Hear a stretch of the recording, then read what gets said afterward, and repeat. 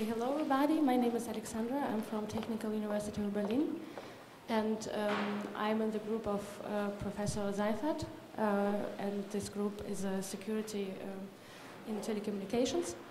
And as you see, this work was done in cooperation with Telecom Innovation Laboratories. That's the research unit of Deutsche Telekom, a German telco operator, with Dr. Oliver Friedrich. And today I'm going to talk about security issues in the virtual service generation on the network. And I'm going to particularly deep dive into the adaptation of current existing digital right management schemes for the media delivered out of the cloud.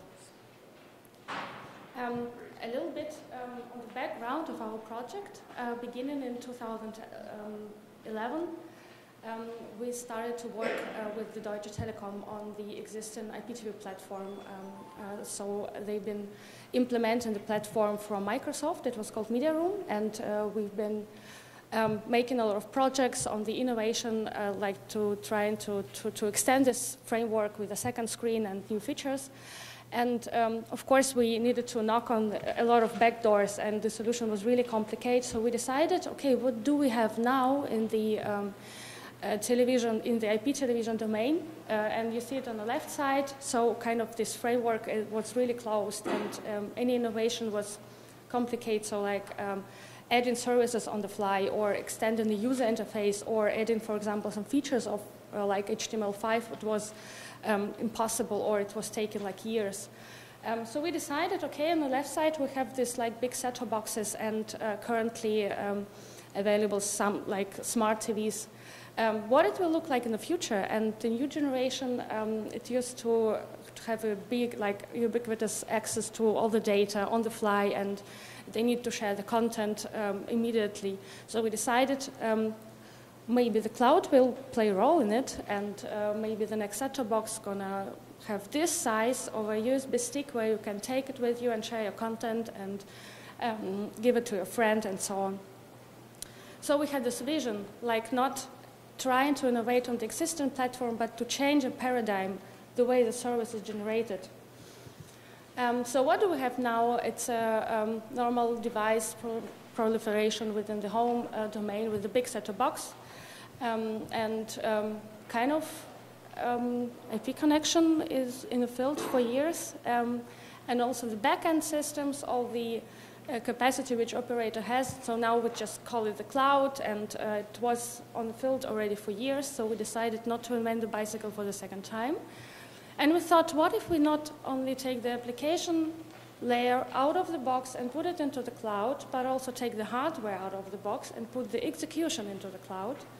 And here presented with a kind of graphical card, which we take it out of the box and we put it into the cloud.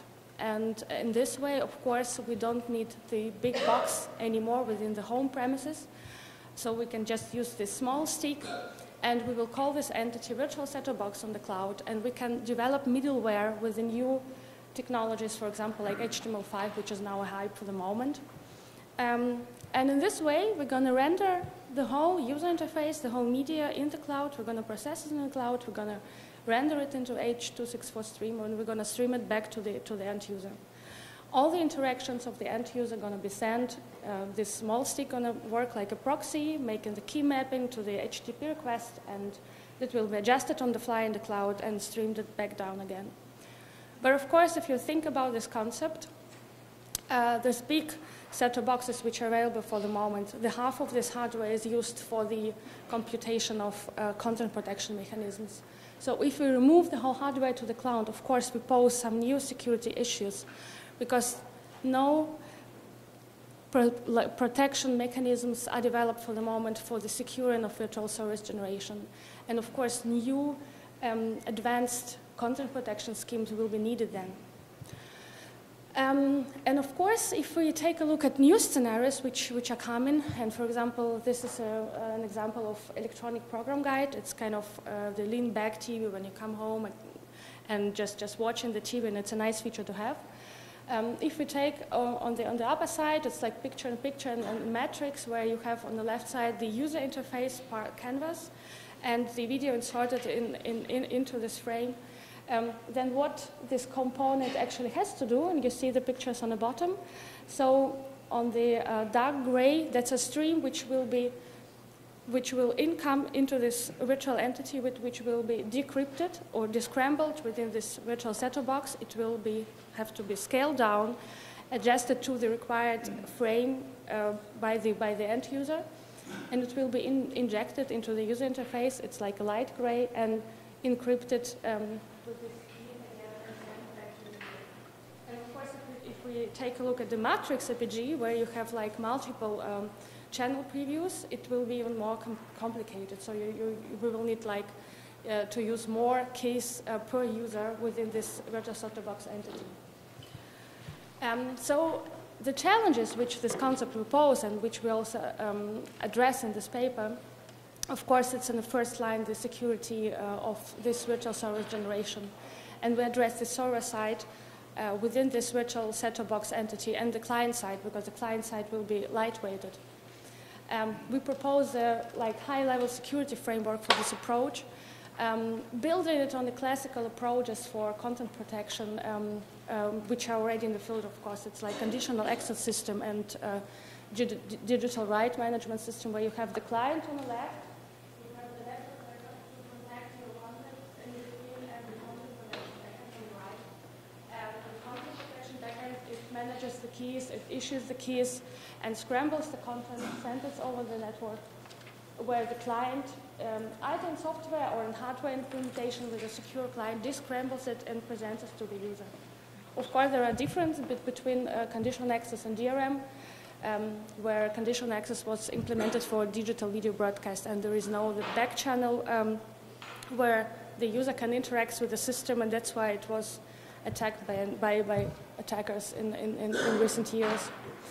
And we also propose the network architecture, which can be perfectly suited for this approach. And we also show in this paper the results of the test we executed in Greece with this virtual set-top box framework. Okay, so taking a look at the security framework, if we take a look at the box, and I mentioned before, the half of the hardware is used to facilitate all this content protection mechanism. So we have a secure core, we have secure boot, we have secure storage. And if we take it and put it into the cloud, of course we pose some restrictions on the client side.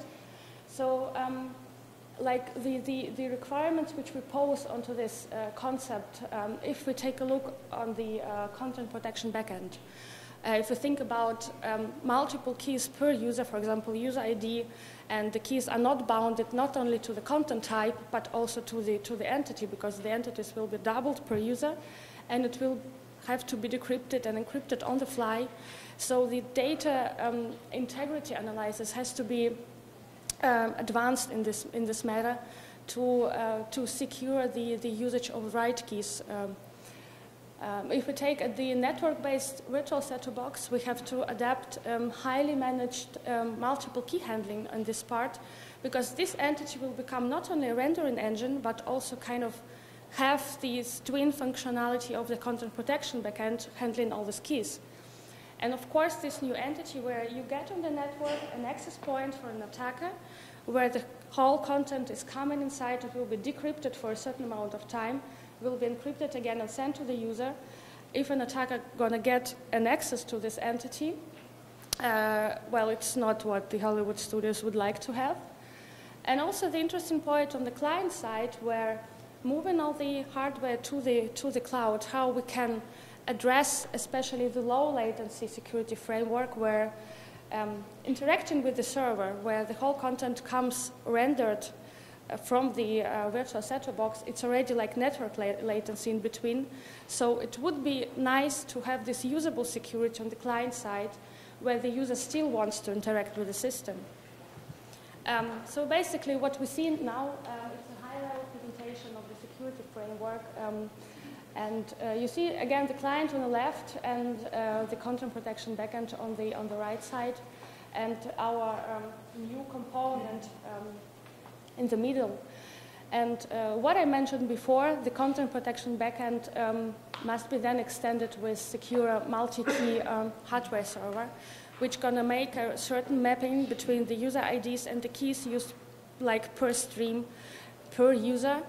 And of course, having the secure multi-key handler client with the universal settlement component, which will also react and act in a way as a content protection works, content protection backend works.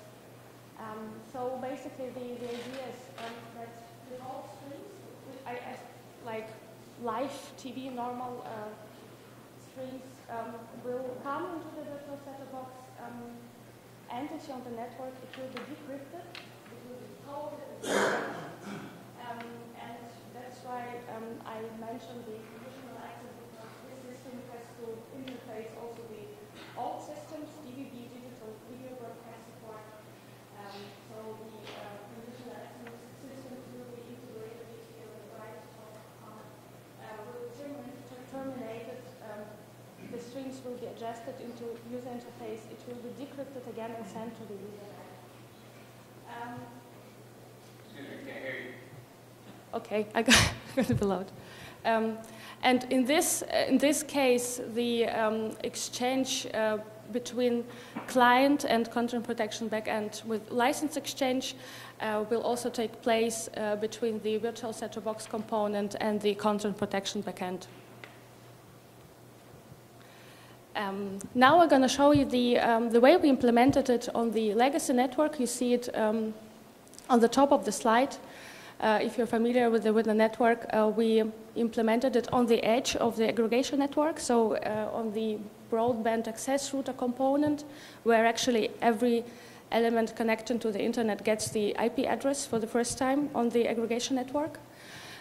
So we put this component behind this broadband access router. All the services have been coming through the IP backbone from our headends and from our middleware server.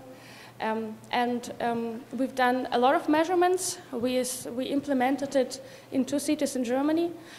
So the backend was in Darmstadt and the client was in Berlin. And it was really nice to see that the whole system was sometimes even faster than the legacy framework. So you see on this graph on the left side, the blue one was for our virtual set-top box approach, and the black one was for the local execution. So the clients was put in on the same network access as our client. And on the right side, you see the future implementation, which we're going to make in Croatia this year. The target architecture going to be a part of the network virtualization function architecture. And network virtualization function, we've been working in this standard, and we put our virtual set-top box as a use case for this network function virtualization because it actually suits very well. If you think about virtualizing network elements, then why not virtualize the home premises client in the same manner?